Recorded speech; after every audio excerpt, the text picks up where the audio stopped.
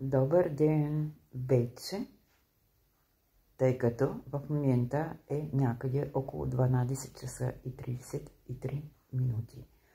Работя от тази сутрин от 7:30 и това, което успях да направя като продукт е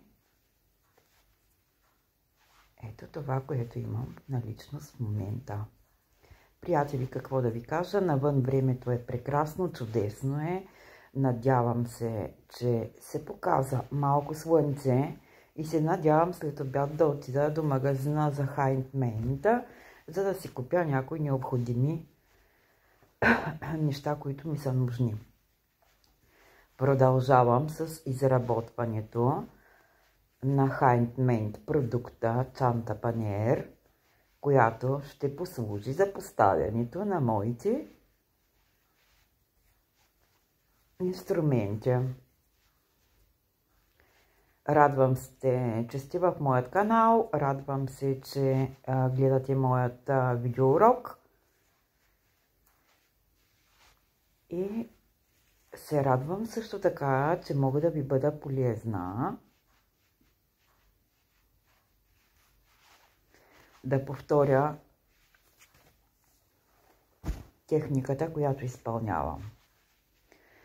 В момента изпълнявам висок пълнеж техника.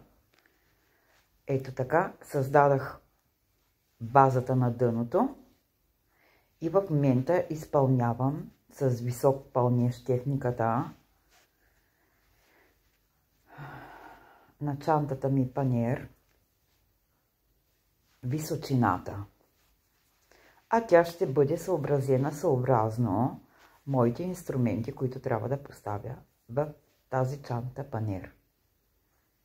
От този материал, който е малко трудно усвоим на прегъване и на обработване, се получава обаче един истински панер чанта.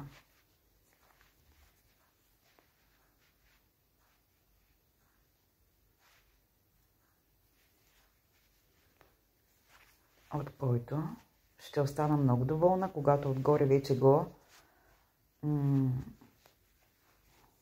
декорирам с малко по-различни цветове. Ще бъда доволна да се запишете, да останете в моят